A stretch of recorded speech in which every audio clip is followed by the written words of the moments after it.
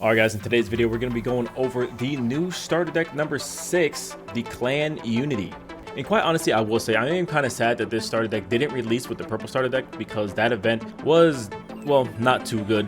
And this one pretty much releasing with the set pretty much makes it feel like it's just an addition to the set rather than it being a starter deck. I recently had to move due to my last apartment flooding, and then recently I learned that my dog's in very, very poor health right now. All I ask is if you hit that like and subscribe button, but if you want to take it a step further, go ahead and leave a super thanks. Or you can actually leave a donation using the link in the description down below. Appreciate you guys. Alright, let's go ahead and get into it. Let's start with the bases here.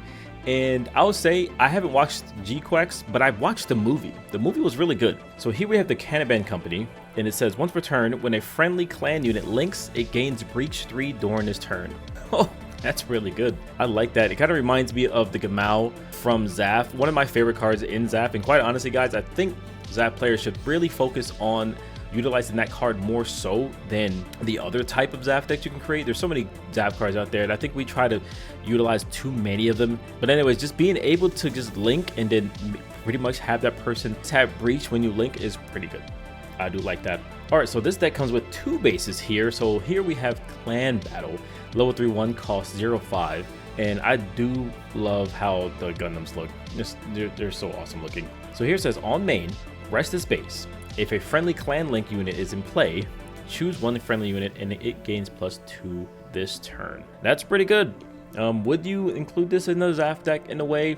I'm not really sure, because you do have to have that link. It's just 2 intermixed here. But overall, this is pretty good. Just having 2 AP, making things able to kill bases really easily, and of course, get through some of their big defense blockers. It can be very, very helpful here. Alright, here we have a hybrid command card, Fierce Unity. So this looks like to be a TriStar pilot from Gundam. Okay, so it says action, choose 1 to 2 friendly clan units. They can't receive battle damage from any units that are level 2 or lower this turn. Okay, so now we have the level 2 version of this card, and there's also a level 3 version and a level 4 version in Katra. Where can you really insert these?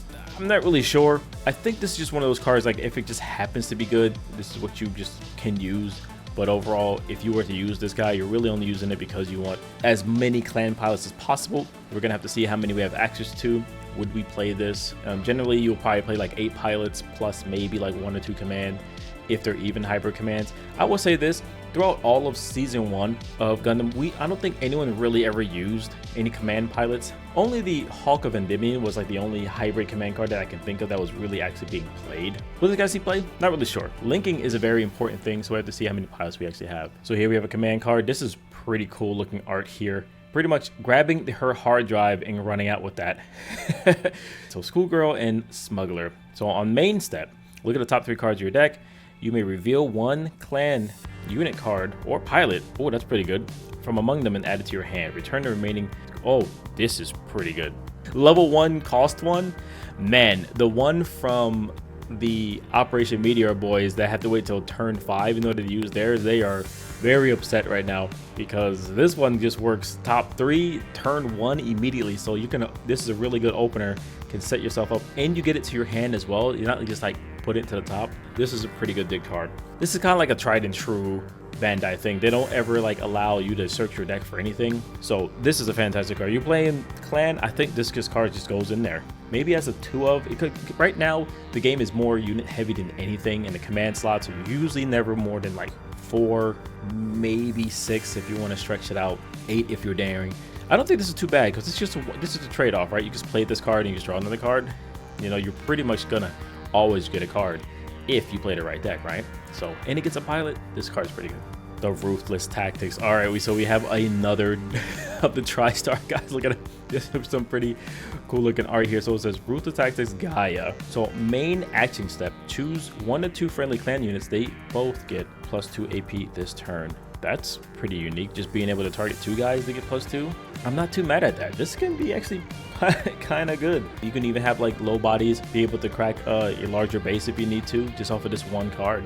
And of course another pilot clan there. So the sad thing is, when we go back and take a look at the Schoolgirl and the Smuggler, that card can only pull a pilot card or a unit card. It cannot pull the command cards. So now you're like saying, do you even want to put these cards in it? All right, now I'm pretty sure that this card is always considered the command card anywhere but the, you know, as it's being played as a pilot. So if it's in the graveyard, it's always a command. If it's in your deck, it's always a command card. If it's in your hand, it's a command. Judges down below, let me know if that's correct, and if you can cite the rule there. If I'm wrong, let me know. Overall, then it's like you're going to be passing this up. You're going to have to be dropping this, to the bottom if you're going to be planning on using that card. So we have Suji. Now this card looks pretty cool. I like the art style. Really, really cool here. So it says, during Link, while attacking. So if you have a clan unit in play, look at the top card of your deck, return it to the top or bottom of your deck. So this is pretty alright. Just being able to kind of scry every time you attack to make sure you're constantly getting a unit, to constantly getting a pilot, because you don't want to get too many of either. And a lot of games, guys, and we know this, you either brick on pilots or you never see them, right? And this kind of just clears that up. So I like cards like this. All right, here we have the girl herself here. So we have Amate or Machu. Level 4, 1 cost. It's a 2/1. So when linked, look at the top card of your deck. If it's a clan card, you may reveal it, add it to your hand. Okay, so bottom deck, any remaining cards here. So this is pretty cool. Both of the pilots, so obviously if you play a clan deck, you're going to be playing those two. So you're going to have essentially 8 pilots, and that's what I'm saying. The other ones will maybe like fit in like maybe 1 or 2. It really depends here. But they both essentially just kind of clean up the top of your deck. So maybe you attack with him first, and then you're going to go ahead and play her, and then maybe possibly just grab that card. So guys, Gelgoog. This is a pretty good card, and it has a clan trait link, and you can immediately play pretty much any of the pilots. If you want to do it on the same turn, you can go ahead and throw on one of the TriStar guys who are also part of the clan and get this going for a 4/3 ASAP. Otherwise, you can go to level 4 and of course run with Amate and anyone. So this is probably going to be a staple in any kind of clan decks, obviously for the beginning part of the game, because this is just a solid card. Okay, here we have Ortega's Rick Dom. Okay, so this kind of immediately reminds me of like starter deck 1. I guess like this kind of starter deck trend, right? We're gonna have some units that go with these hybrid command cards, such as Hayato.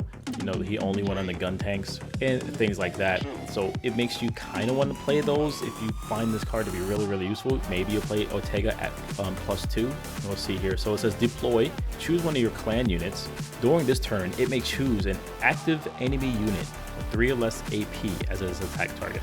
I like that. I wish it was 4 or less, but 4 or less is kind of like such a wide range. There's so many more cards with 4 AP. I don't really mind this too much. And technically, you don't even need to play the Ortega. I know to use this. It doesn't say like when linked or anything like that. So maybe you play this card and not even use the other one. So we'll see. But that's pretty awesome. Oh, and here we have a red Gundam. Oh, this artwork looks really, really good with the Gundam hammer. And the Gundam hammer has these jets on it. That's awesome. So just your typical level 4, 2 cost, but it's a 3/4, but it actually has a link.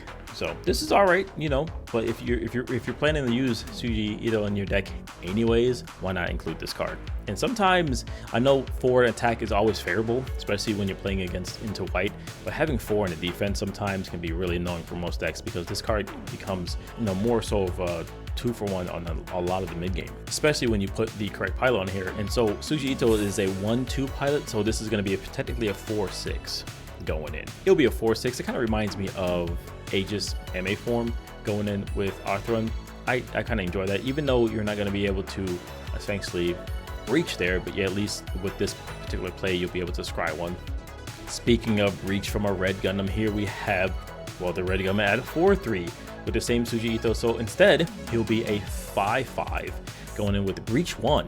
Breach 1 is still pretty good, guys. For any of you guys who ever played Makuve, you understand that Breach 1 is still pretty good. So it says attack, choose 1 to 2 friendly clan units. They both get +2 AP this turn.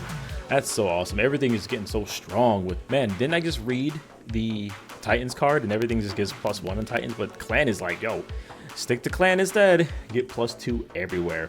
So that makes even like the super small bodies, if there are any kind of clans at like level 2 or level 1, very useful still. All right, and here we have a super cool Jim. Jim, is that you? I do like how these are the Gelgoos. Oh, look at the backpack. Oh, that's pretty cool. So here we go. So there's a 2/1 here. Oh, it's a Xeon. So it's not an actual clan. That's kind of interesting. Yeah. So pretty much every deck, I think, has their 2 versions of the level 2 1 cost. So that's just going to be a thing for a while until, of course, they start getting effects, and start getting stronger in the long run, that Bandai thing.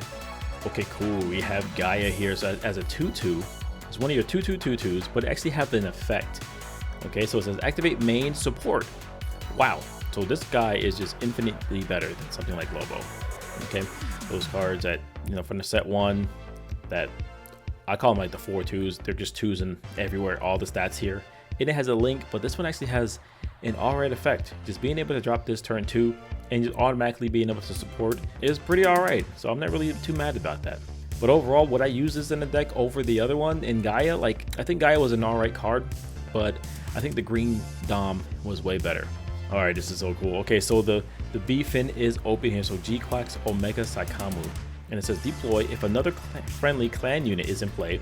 Choose one enemy unit, deal 1 damage to it. Okay, first off, I want to say this. Are we also playing clan 2v2s? That is a clan battle, is it not? Guys, I'm going to try to do my best to get into more 2v2 content for you guys, because that is just a very, very fun format, and I try to play it as many times as I can at the stores. I haven't been able to be at local shops recently because I've been dealing with a lot here, but once I get back, I'm gonna see if we can get some things rolling for you guys. Now, I don't have many ways of recording stuff, so it will be kind of ganky. Maybe I get some funds to get like some microphones and things like that, get it all set up. Then I'll be able to get you guys some really good 2v2 content, because there are going to be some stores that are going to be running it. Usually they only really run it when I'm there and everyone's kind of gung-ho for it, but otherwise we'll have to see. Ooh, and here we are with the legendary rare. So we have, I like how the starter decks in Gundam come with 2 boss monsters instead of just 1. Look how terrifying this card looks. This is like Evangelion and Gundam had a baby. It's so awesome.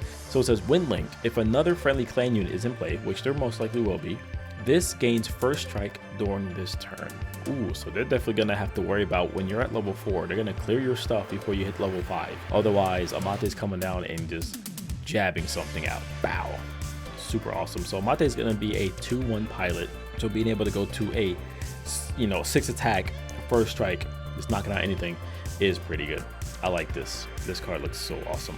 All right, and last but not least, we have yet another close combat. So this is another essentially reprint that's going to be in the new series of starter decks here. As you can see, this is from the starter deck number 3 and with the G-Quax art. So, but of course, if you guys don't know what this does, it says main action, choose 1 enemy unit, deal 2 damage to it. So it's pretty solid. But right now in the game of Gundam, again, most decks won't run too many command cards unless they like allow you to draw. That's pretty much it. If you're going to be running any kind of command cards that don't draw, then they're usually out of 2 of maybe 3s. Usually try to get your effects and remove effects from your creatures themselves or your units themselves, and like suspending things, having your units become the removal rather than using cards like Siege Ploy. Now, for the beginning of the game, we thought Siege Ploy was going to be a fantastic card, and quite honestly, it really is. Like, you really think about it, look at it, the card's really good, and this close combat is a really good card too. But you kind of want to get these effects off on your units instead. It's just kind of how the game works right now. Is that going to be how it works in the future? Who knows? Maybe it'll be more commando heavy in the future here. All right, guys, that's it for the starter deck number 6 here. And I will say this one looks so much more fun to me than the purple one does. The purple one seemed a little bit more generic. It's kind of like play your guys. Can you be able to damage them, get some extra effects? And that's pretty much how it works. If you guys are liking these kind of videos, again, please help us out by hitting that like and subscribe button. And of course, check out the description down below for those links that help us out if you're willing to do that. If you are, I really do appreciate it. All right, guys, I know life can be hard out there, but keep your head up, keep moving forward, and most importantly, let nothing stop you. Peace out, guys.